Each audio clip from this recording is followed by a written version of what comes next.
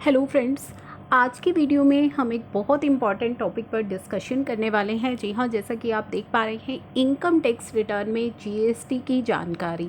तो income tax return के अंदर आपको जीएसटी की डिटेल्स फिल करनी होती हैं, जिनके लिए अब आपको कुछ सावधानी बरतनी होगी। चलिए स्टार्ट करते हैं वीडियो को। उससे पहले चैनल को ज़रूर सब्सक्राइब कर लीजिए ताकि सभी इंपॉर्टेंट अपडेट्स एंड अलर्ट्स आपको मिलते रहें। तो अभी हाल ही में मैंने आपके साथ एक अपडेट शेयर किया था कि सीबीडीटी और सीबीआईसी ने एक एमओयू साइन किया है शेयरिंग ऑफ डाटा को लेकर के। जी हाँ, एज़ पर द एमओयू अब जो सीबीआईसी होगी will share the GST data based on the pan of the supplier. तो सप्लायर के पैन नंबर के बेसिस पर अब वो डाटा को शेयर करेगा सीबीडीटी के साथ। Further, upon signing of MOU, income tax and GST portal has been linked with each other and data transfer process has been initiated by both the departments from taking the non-filers। तो MOU sign करने के बाद अब आपके GST और income tax portal को link कर दिया गया है और आपका जो डाटा है वो शेयर होना स्टार्ट हो चुका है। For tracking the non filer, जो रिटर्न फाइल नहीं कर रहे हैं अब उनको ट्रैक किया जा रहा है। If an SSC is registered under GSTN but has not reported the business data then he will be notified on the income tax e filing portal is now showing the list of purchases made during the year which is based upon GSTR 2A। तो अब sharing of data जो हो रहा है वो किस basis पर हो रहा है कि अगर आपने जीएसटी नंबर लिया हुआ है और आप अपने बिजनेस का डाटा अपने इनकम टैक्स में नहीं दिखा रहे हैं, तो अब आपकी GSTR 2A से आपकी जो परचेजेस है वो आपकी इनकम टैक्स पोर्टल पर अब शो होनी स्टार्ट हो चुकी हैं।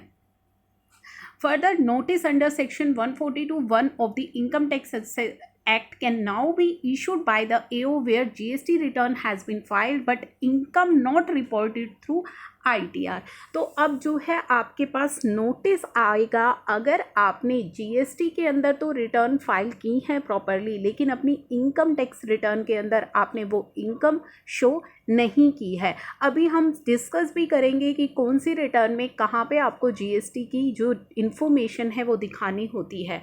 Hence, all the supplier of goods and services need to ensure that after proper reconciliation with the accounts, further if GST return have not been filed, such supplier should file their pending GST return। तो अब आपको जो सावधानी रखनी है कि अगर आपने नहीं फाइल की हैं अपनी रिटर्न्स तो अपनी रिटर्न्स जो भी पेंडिंग रिटर्न्स है उनको फाइल कर लीजिए, क्योंकि अब जो लिंकिंग हो गई है उसके बाद आपको प्रॉब्लम आ सकती है। काफ़ी सारे लोग ऐसा करते हैं, जीएसटी के अंदर वो अपना जो टर्नओवर है वो डिफरेंट दिखाते हैं और इनकम टैक्स के अंदर जो है टैक्स बचाने के लिए अपना टर्नओवर डिफरेंट दिखाते हैं।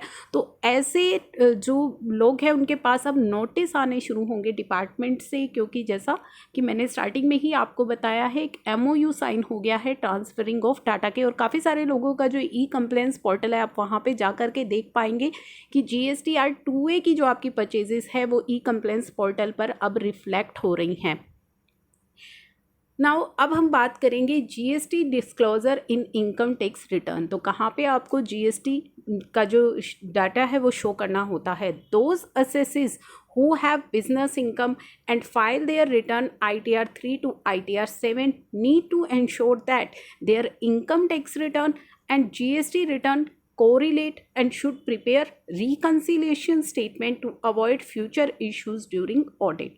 तो अगर आपका बिजनेस है तो आपके लिए बहुत ज़्यादा ज़रूरी है अपनी जीएसटी रिटर्न्स को और इनकम टैक्स रिटर्न को कोरिलेट करना, अपने डाटा की मैचिंग करना। जो डाटा आप जो टर्नओवर आप अपनी जीएसटी रिटर्न्स के अंदर दिखा रहे हैं आपको वो मैच करना है अपनी इनकम टैक्स की रिटर्न्स के साथ, ताकि फ्यूचर में जो है आपके या ऑडिट के दौरान आपको कहीं भी कोई परेशानी ना आए। नेक्स्ट है इन ITR 3 के केस में the following details regarding GST needs to be given. कौन सी डिटेल्स हैं जो आपको देनी होती हैं। Details of taxes levied on sale, यानी कि आपकी सेल पर कौन सा टैक्स आपने पे किया है, CGST, SGST, IGST and UGST, and these details need to be match with the electronic liability registered on the GST portal. तो आप जब अपनी सेल की डिटेल्स देंगे ITR 3 में, तो आपको उससे मैच करना है जो लायबिलिटी आपकी GST के अंदर बन रही है, जो GST पोर्टल पर आपकी लायबिलिटी आ रही है, आपको वो प्रॉपर मैचिंग करनी होगी, अदरवाइज आपको नोटिस आने के 100% चांसेस हैं। Detail of CGST, SGST, IGST and UGST paid on purchases and the credit taken thereof, these details should be matched with electronic cash ledger available on the portal.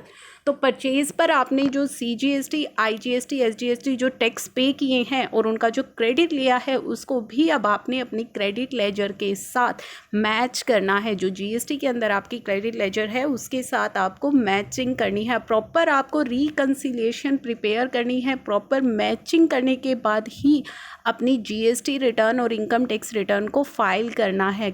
तो make sure करना है कि दोनों तरफ आपका जो data है वो सेम हो। If any GST refund is receivable from the government and not credited in the P&L account, then detail of the same are required to be given in the income tax return। तो कोई GST refund आपका अगर बनता है जो आपने credit नहीं किया है P&L अकाउंट में, तो वो आपको इनकम टैक्स रिटर्न्स के अंदर रिपोर्ट करना है। अब हम बात करेंगे ITR 4 की। ITR 4 के अंदर आपको कौन सी डिटेल्स देनी है।